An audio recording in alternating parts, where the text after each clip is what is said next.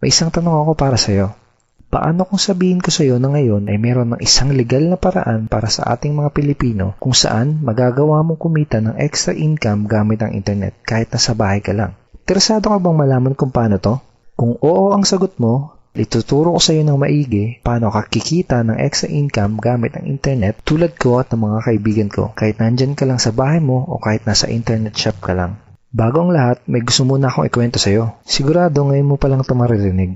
8 months ago, bandang 3:30 ng hapon, dalawang magkaibigan ang sabay na gumawa ng sarili nilang Facebook account. Ito ay sila Paul at si Eric. Bukod dito, madami pang pareho sa dalawang magkaibigan na to. Pareho sila ng eskwelahang pinanggalingan, pareho sila ng kurso natapos, pareho silang pamilyado na. Pareho silang empleyado na nagtatrabaho ng walang oras araw-araw, parehong nakikipagsiksikan sa MRT pagpapasok ng trabaho, parehong sumasahod kada kinsenas katapusan, parehong nagbabayad ng mga utang pagkasahod, at pareho din silang gustong makaahon sa hirap ng buhay. Pagkalipas ng ilang buwan, nagka-chat uli sa Facebook ang dalawang magkaibigan. Si Paul ganun pa din. Araw-araw pa din siyang stress sa pagtatrabaho ng walang oras araw-araw. Madalas pa siyang mag-overtime kaya wala na siyang oras sa pamilya niya. Balak niya na ding mag-abroad dahil kulang na kulang ang kinikita niya para sa kanyang pamilya. Nalulungkot man siyang umalis dahil ayaw niyang malayo sa pamilya niya pero wala siyang choice kung hindi magsakripisyo.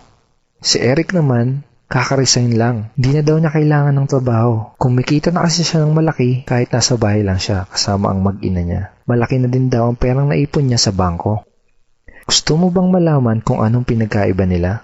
Si Paul gumagastos at nag-aaksaya lang ng oras sa tuwing mag-i-internet. Si Eric naman, ginamit niya ang Facebook at internet para kumita at magnegosyo. May tanong uli ako sa'yo. Gumagamit ka din ba ng computer para mag-Facebook at mag-internet?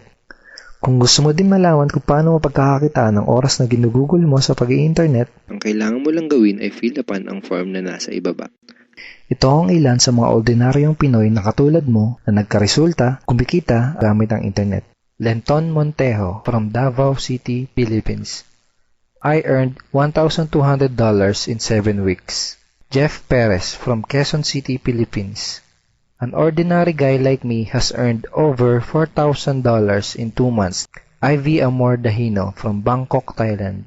Highly recommended opportunity. I've just mentioned this to my friends. Kiko Javier from Davao, Philippines. I'm now averaging about $700 per month since I started this. Reden Kakista, Riyadh, Saudi Arabia. I earned $6,460 using internet only. I'm here in the Middle East working and I'm even earning more than my salary here. Nakakatuwa, di ba?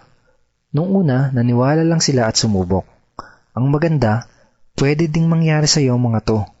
Kung gusto mo na ding matutunan kung paano kikita gamit ang internet, ang kailangan mo lang gawin ay fill upan ang form na nasa ibaba. At ipapadala ko sa email mo ang video na magtuturo sa iyo kung paano ka kikita katulad namin. Go ahead and fill up the form below now.